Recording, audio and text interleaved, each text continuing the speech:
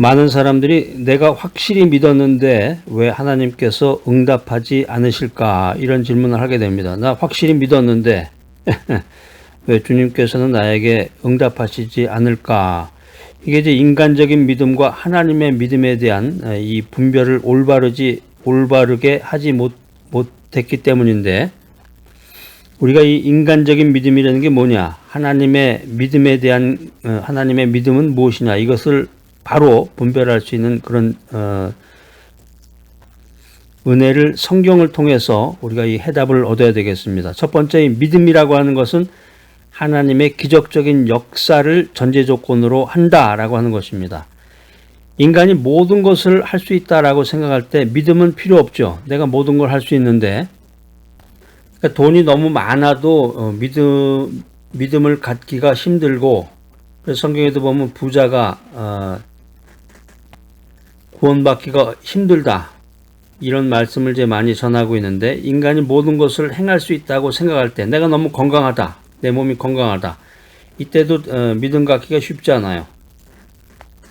믿음이라고 하는 것은 하나님의 뜻에 기초를 두는 것입니다. 하나님의 성품에 거슬리는 인생을 살면서 하나님의 뜻에 위배된 행동을 하면서 하나님께 아무리 기도한다고 해봤자 응답받을 수가 없는 것이죠. 하나님의 뜻이 뭐냐? 하나님과 코드가 맞아야 되는데 하나님의 뜻이 뭐냐? 이걸 모르면서 기도하면서 자기 소원을 응답받겠다 이런 생각을 한다고 하면 이것이야말로 슈퍼스티션이죠. 미신이지 이게 기독교 신앙이 아니라는 것입니다. 그러니까 두 번째, 믿음의 정의는 무엇입니까? 분명한 목표를 두고 열렬히 믿고 기도할 때 실상이 이루어진다. 이게 말씀입니다. 믿음은 바라는 것들의 실상이다. 히브리서 11장 1절 말씀 여러분 한번 꼭 찾아서 언더라인을 해 놓으시기 바랍니다. 믿음은 바라는 것들의 실상이다. 이게 미닝이 뭐냐면은 믿음은 바라는 것의 받침대이다 라고 하는 것입니다. 받침대. 우리가 믿는다고 할 때 하나님의 말씀이 놓여진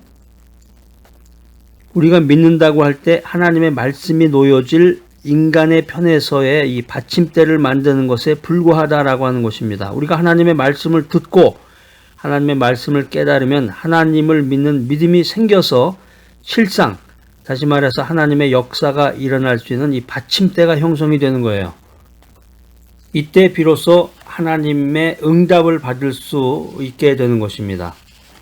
자, 세 번째로 믿음의 그 사례들을 들어보면은 성경에 보면 이 수로보니게 여인에 대한 얘기가 나옵니다. 수로보니게 여인은 예비 믿음을 갖고 있어서 그녀는 예수님의 기적을 믿었고 예수님의 뜻을 알았고 분명한 목표를 갖고 열심히 믿고 간구했습니다. 이렇게 수로보니게 여인이 분명히 받침대를 갖추고 있었는데 예수님께서 그 받침대 위에 응답의 말씀을 얹어주셨다라고 하는 것입니다. 그래서 그 결과 그녀의 딸은 고침을 받게 됩니다. 그녀가 믿음을 가졌을 때 그녀의 딸이 낳은 것이 아닙니다. 그녀가 열렬히 믿었지만 그녀의 딸은 낳지 않았다. 이렇게 성경은 말하고 있습니다. 그런데 예수님의 말씀이 그녀의 믿음 위에 얹혀졌을 때 그녀의 딸이 낳았다고 하는 것입니다. 온전한 믿음은 예비 믿음의 이 받침대 위에 하나님의 허락의 말씀이 임할 때 생긴다. 이 사실을 여러분들 오늘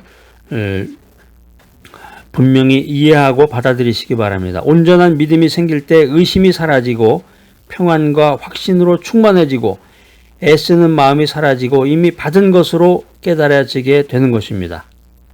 그러니까 우리가 믿음 생활하면서 많은 사람들이 예비 믿음이 본 믿음인 줄 알고 오해를 했기 때문에 왜 믿었는데 이루어지지 않습니까? 이런 탄식을 하는데, 예비 믿음은 인간 편에서 믿은 받침대이고 그곳에 하나님의 말씀이 임해야 되는 거예요. 하나님의 말씀이 임해야 참 믿음이 되는 것입니다. 자, 오늘 이 귀한 메시지 들으신 여러분들 믿음을 갖고 기도하면서 하나님의 허락이 임하도록 열심히 기도하고 기다리는 귀한 여러분들 되시기를 간절히 축복합니다. 참된 예배란 무엇인가? 오늘 요한복음 2장입니다. 요한복음 2장 12절로 25절 말씀을 중심으로 참된 예배란 무엇인가? 이 성경이 주는 레슨을, 교훈을 우리 한번 나눠보고자 합니다. 요한복음 1장에서 말씀이 육신이 되다. 그 말씀을 통해서 2장으로 넘어오면서 이제 그 가나 혼인잔치, 그 기적의 그 물이 포도주가 되는 그 기적의 현장이 나타나고, 바로 이어서 예수님이 그 성전을 깨끗하게 만드는 그런 사건, 이벤트가 진행이 됩니다. 이 요한복음 2장 12절로 25절 말씀을 통해서 우리가 추구해야 될 성도들, 믿음의 사람들이 따라야 될 참된 예배가 무엇인지 한번 세 가지 요소를 가지고 여러분과 함께 대화를 나눠보고자 합니다. 첫 번째, 참된 예배란 무엇인가? 여러분들은 참된 예배라는 것이 뭐라고 생각되십니까? 사람들이 많이 모이고 강남에 있는 아주 큰 교회에 참석해서 찬양도 아주 멋진 찬양 부르면서 아주 그런 그럴싸한 예배에 참석하는 것이, 그런 것이 참된 것일까?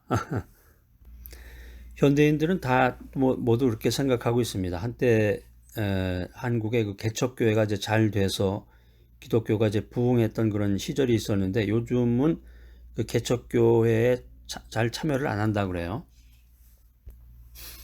그 결정적인 이유 중에 하나가 그 갈급한 마음이 사라지고 이제 부담이 된다는 거죠. 이제 교회가 이제 대부분, 또 교회가 성장을 하게 되면은 그 건물을 이제 건축하게 되는데, 성전 건축에 대한 그런 헌금을 해야 되니까 돈 부담이 돼서 개척교회에 나가지 않는다. 참, 이런 사회 속에서 우리가 현실 속에서 살아가고 있는데, 정말 진정한 참된 예배가 무엇인가? 오늘 이 요한복음 2장 12절로 25절 말씀을 통해서 주님이 주시는 그런 메시지를 통해서 우리가 교훈 받기를 원합니다. 오늘 말씀은 어떤 무슨 철학자가 한 얘기도 아니고 예수님이 직접 하신 말씀과 행동을 통해서 참된 예배가 무엇인가를 살펴보는 아주 귀한 내용입니다. 참된 예배는 하나님을 사랑하는 것이다. 참된 예배라는 것은 한마디로 얘기하면 하나님을 사랑하는 것이다. 그러니까 하나님은 사랑 없이 반복되는 이 종교 의식을 혐오하십니다. 사랑 없이 그냥 매주 주일날 되면 아무 생각 없이, 하나님께 대한 사랑 없이 그냥 반복적으로 예배에 참석하는 거, 이거 별 의미가 없다는 거죠. 예수님께서 이제 예루살렘 성전에 오셔서 하나님을 예배하는 마음이 없고, 이 형식과 이기적인 그 배금주의가 판을 치는 이 종교적인 현실을 목도하게 됩니다. 딱 보신 거란 말이에요, 예수님이. 그걸 보시고 예수님이 사람들의 그 상황을 살펴보니까 그 유대 교권주의자들이 물건을 팔고 돈을 바꾸는 일에 정신이 팔려 있는 거예요. 그 예수님이 한 말이 이제 유명한데, 예수님께서 도적의 구렬로 만드는 자들이다. 요한복음 2장 15절에 보면 아주 구체적인 내용들이 나옵니다. 노끈으로 채찍을 만드사, 예수님이 하신 거예요. 노끈으로 채찍을 만드사 양이나 소를 다 성전에서 내어 쫓으시고 돈 바꾸는 사람들의 돈을 쏟으시며 상을 엎으시고, 예수님께서 이런 행동을 하셨단 말이에요. 극단적인 행동을 하셨는데, 그 성전에서 이제 그 재물을 이제 불로 태우거나 재물을 드리는 그런 과정에서 멀리서부터 그 사람들이 그 소나 양이나 비둘기를 가지고 와서 재물을 드려야 되는데, 그렇게 할 수가 없으니까 힘들고, 또 가지고 오면 또 흠이 생기는 게 있잖아요. 그러니까 성전에서 그걸 판단 말이에요. 소나 양이나 비둘기를 팔기도 하고 또 돈을 환전해 주기도 하고, 이런 엉터리 같은 일을 주님께서 보시고 이 성전 안에서 그 장사하는 그런 시장 바닥 같은 걸 완전히 뒤엎어 버리신 거죠. 그리고 하나님의 성전을 도적의 구렬로 만드는 자들이다, 이런 표현을 하시면서 성전을 깨끗게 하시는 장면이 오늘 이제 요한복음 2장에 나와 있는데, 참된 예배는 무엇인가? 두 번째, 참된 예배에는 거룩한 열심이 있다. 유대인들은 하나님을 공경하고 예배하는 것보다 돈을 버는 일에 더 열심이었습니다. 교회가 전도와 기도와 헌금하는 것보다 사회봉사나 먹는 것이나 바자회에 열을 올린다면 이것 또한 주님의 책망을 받을 것입니다. 요즘에 보면은 이제 교회가 사회봉사에 관심을 많이 갖고 모이면 먹고 또 이제 요즘에 바자회라고 그래서 교회마다 그런 행사들을 많이 갖는데 나쁜 건 아닙니다. 나쁜 건 아니지만 오늘 이 요한복음 2장에 근거해서 참된 예배가 무엇인가를 살펴보면은 예배의 핵심은 거룩한 열심인데 하나님을 사랑하고 거룩한 열심을 가지고 이 성전에 모여야 되는데 사람들이 그런 것보다는 사회 봉사하는 거에 더 관심이 많고 모여서 자꾸 먹는 거에 관심이 많고 또 바자회 같은 거에 자꾸 열을 올리다 보면은 이게 변질이 되는 거지. 이게 변질. 참된 예배가 아니라 참된 예배는 하나님을 사랑하고 거룩한 열심이 있어야 된다. 또 세 번째 참된 예배는 하나님께 의탁하는 것이다. 그러니까 예수님께서 그 당시에 유대 종교 지도자들의 이 마음을 꿰뚫어 보신 것처럼 오늘날도 예수님이 우리의 마음을 아시고 우리의 마음을 꿰뚫어 보시는 거예요. 그때 당시에 유대인들이 예수님의 이 놀라운 기적을 보면서도 예수님을 거역할 구실만을 찾았었는데 그러니까 예수님의 참모습을 바라보지 못하고 참된 예배의 핵심 요소가 무엇인가를 모르고 예배를 드렸던 것이죠. 우리가 이 땅에 소망을 두면 안 되고 하늘나라에 소망을 둬야 되는데 자, 오늘 참된 예배란 무엇인가? 이 메시지 들으시는 여러분들은 어떠십니까? 이 귀한 메시지 들으시는 여러분들 참된 예배라고 하는 것이 예배 의식이나 큰 교회 강남에 있는 아주 멋진 교회 이런 교회의 제도가 아닙니다. 예배 의식이나 교회 제도가 아니라 참된 예배라고 하는 것은 하나님께 전적으로 의탁하는 것이다. 이런 깨달음과 이런 레슨을 받는 귀한 여러분 모두가 되시기를 바랍니다. 미국의 조지아 주립대학의 토마스 스탠리 교수는 부자들의 삶을 연구했습니다. 조지아 주립대학은 1913년에 설립된 대학인데 주립종합대학이죠. 한국말로 얘기하면은 이게 학생 수가 이제 3만 명이 넘고 아주 규모가 큽니다. 이 조지아 주립대학교는 이제 경영대학이 강세에 속합니다. 미국은 한국과 같이 뭐 스카이 대학 이런 식으로 대학 전체를 유명하게 보진 않고 전공이 뭐냐 거기에 따라서 이제 대학을 분류하기도 하고 그 순위를 매기기도 하는데 이 조지아 주립대학은 전통적으로 경영대학이 강세고 이 보험학이 미국 전국 랭킹의 한 5위 정도에 속합니다. 또 정보 시스템학이 미국 랭킹 8위 정도에 속하고 부동산학 같은 것도 랭킹 11위에 속할 정도로 이 조지아 주립대학이 이제 명성이 있는 학교라고 하는데 이 스탠리 교수가 12년에 걸쳐서 미국에 있는 그 백만장자들의 그 성공의 그 노하우라고 그럴까요? 그 발자취를 이제 연구해 봤어요. 발자취를 추적해서 연구해 봤는데 이 부자들이 최고의 성공 요인으로 꼽았던 것이 세 가지가 있다고 하는 것입니다.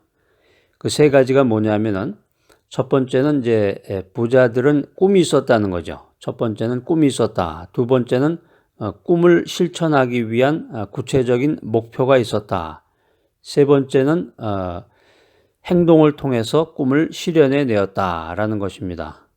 네, 이거 이 세 가지 그 노하우라고 그래서 한번 이걸 들어보니까 뭐 별거 아닌 것 같죠? 별거 아닌 아주 진부하기 짝이 없는 평범한 이야기인데 누구나 다 알고 있는 그런 이제 코먼 센스에 속하는 것인데 자, 문제는 여기 있습니다. 이런 평범한 기본적인 룰만 잘 지키면 누구나 백만장자가 될 수 있다는 거죠. 우리가 현실적으로 사회생활을 해보면 아무나 부자가 될 수가 없는 거고 아무나 백만장자가 되기가 어려운 것입니다. 말이 쉽고 결심이 쉽지 그것을 정말 실천해내는 사람은 정말 하늘이 낸 사람이라고 할 수 있을 거예요. 자, 여기서 우리가 인생에 대한 귀한 진리를 하나 얻게 됩니다. 진정으로 그 부자라고 하는 것은 돈이 많아서 물질이 풍부해서 부자가 아니라 진정한 인생의 부자는 그 생각이 부자라는 거죠. 마음이 풍요하고 생각이 깊은 사람, 그 사람을 가리켜서 부자라고 한다라고 하는 것입니다. 그래서 정신적인 부와 물질적인 부를 동시에 추구할 수 있는 사람, 이런 사람을 가리켜서 우리가 가치 있는 사람이라고 평가하게 됩니다. 그리고 물질적인 것에만 가치를 부여하고 물질로만 풍요하고 마음이 빈곤한 사람은 진정한 부자라고 할 수 없다는 것이죠. 그래서 우리가 흔히 하는 말로 졸부라는 말을 하는데, 우리 주변에 보면은 우리 사회에는 수많은 졸부들이 존재합니다. 그래서 수단과 방법을 가리지 않고 돈의 노예가 되어서 천박한 인생을 사는 그런 졸부들이 많다는 것입니다. 그래서 인생을 사는데 살림살이는 넉넉할지 모르지만, 그러니까 물건을 이제 명품을 사고 남한테 폼을 잡고 자랑을 할 만큼의 그런 인생을 물건들을 살지는 모르지만 그들의 마음 속에는 초라하기 짝이 없는 그런 빈곤한 마음과 생각이 자리 잡고 있다고 하는 것입니다. 자, 여러분은 과연 누구를 부자의 덕목에 올릴 수가 있겠습니까? 부자에 대한 연구를 통해서 우리가 인생에 대한 통찰력을 한번 재점검해 봤으면 좋겠습니다. 인생을 부유하게 살기 위해서 어떻게 살아야 하는 것인가?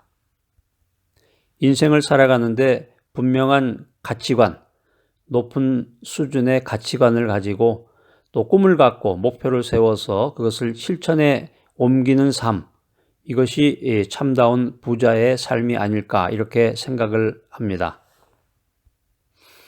자, 따스한 차 한 잔을 앞에 놓고 그 차의 그 향을 음미하면서 이런 생각 한번 해봤으면 좋겠습니다. 나는 부자로 살기 위해서 지금 어떻게 살아가고 있을까?